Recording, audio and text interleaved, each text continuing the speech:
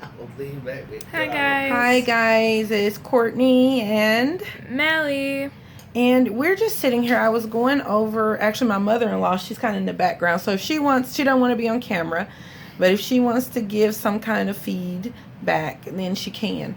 But I was explaining to Melly the Born Alive bill and exactly what that was and exactly the evil that Democrats did in voting against that bill and what exactly it means. What's your understanding of what it means, darling?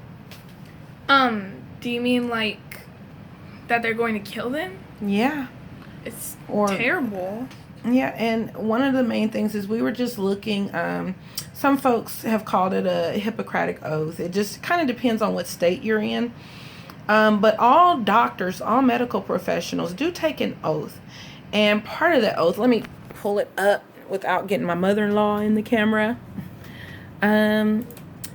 Just given the gist of it, what they're supposed to be doing is treat the ill to the best of one's ability, preserve a patient's privacy, teach the secrets of medicine to the next generation, and so on. And so they take an oath anyway. Doctors take an oath anyway to treat the ill. And I'm just trying to figure out, whatever happened to when that person is choking in the restaurant and people scream out, "Is there a doctor in the house?" And the doctor jumps up and he goes over and he performs the Heimlich. And it's because it's part of the oath. It's not about him being able to bill a patient.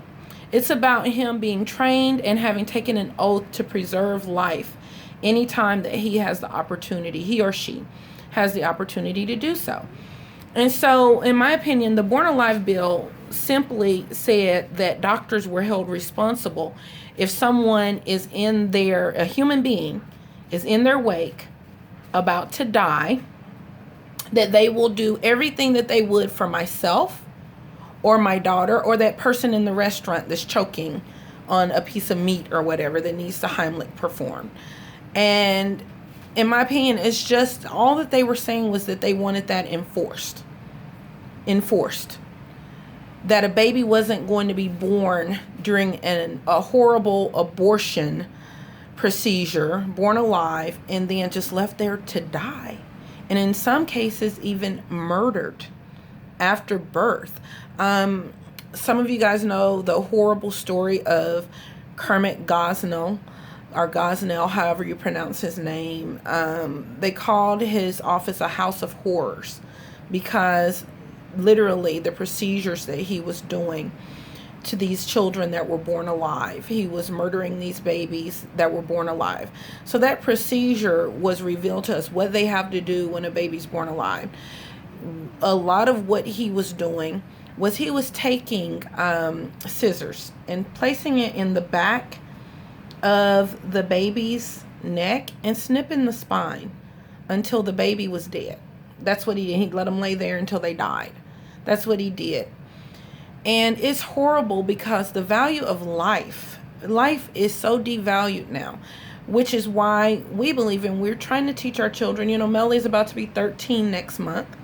And I feel like she's mature enough to know these things and to know what's facing her, especially when she has, I think one of your friends was like 14 or 15, you said, that was kind of saying that a woman 14, that was telling her that a woman should have a choice to have an abortion if she wants to because it's her body.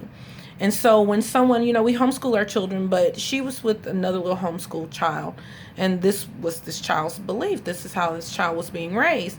And so when we have other people trying to tell our children these things, of course, we have to combat it. We have to let them know what God says about it, that God created that baby.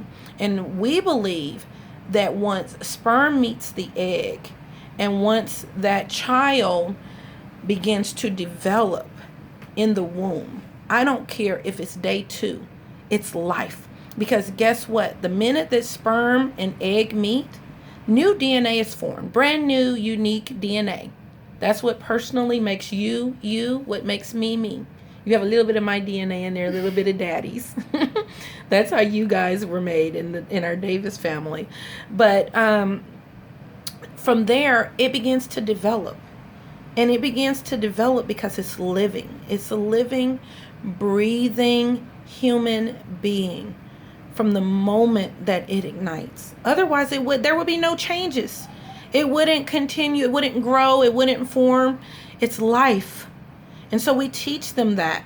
And if you're in a state like California, Oregon, where we are here in this area on the West Coast, then you know that the next attempt that they're going after is the ill, those that they perceive as weak, the most vulnerable of our communities, those that are ill. They have this whole right to die thing or whatever, instead of giving folks hope, which is why I love President Trump. He passed right to try instead of right to die.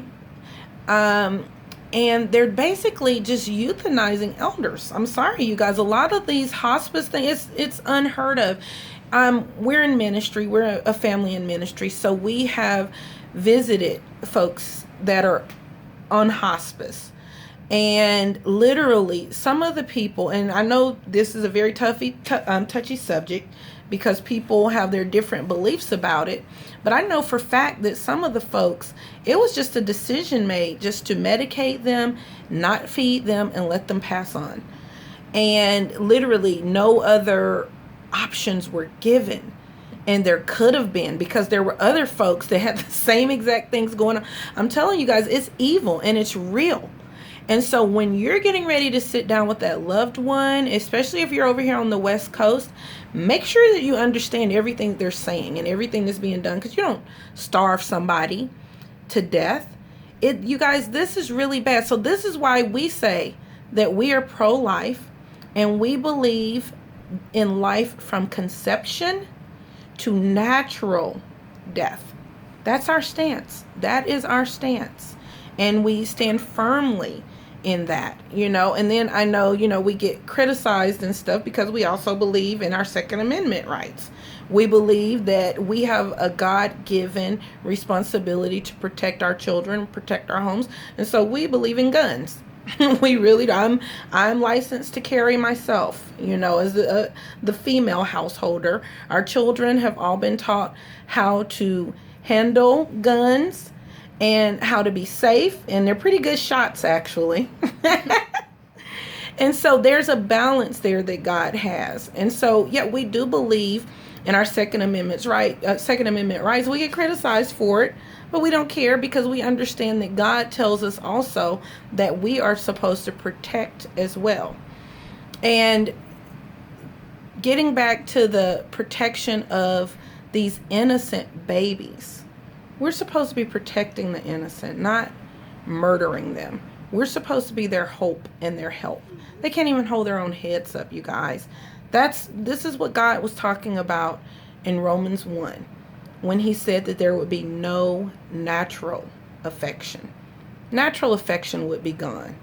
Even animals lick their babies. We watched a sheep being born the other day, or maybe about a month ago now, not the other day. Mm-hmm. Sheep being born, looked like the baby was gonna die, and the mom licked it, and she was tired, she was exhausted, had it, but as soon as that baby was there, she was licking the baby and did everything that she could to see that baby get up on his feet. Right, Melly?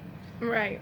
Now there are women in our society that do not even have that natural affection. It's really sad where we are. And I'm telling you guys, when you have your lawmakers voting to see babies die, we're in trouble. We are in trouble with God. Thank God that the head of our country has said that it's evil, and he's denounced it, and he's done everything within his power, because it starts at the head and then it trickles down.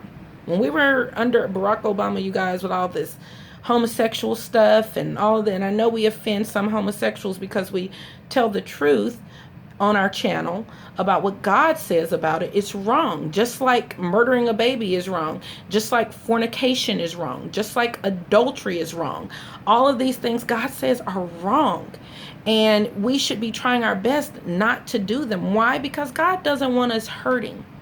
Because he loves us, right? Right.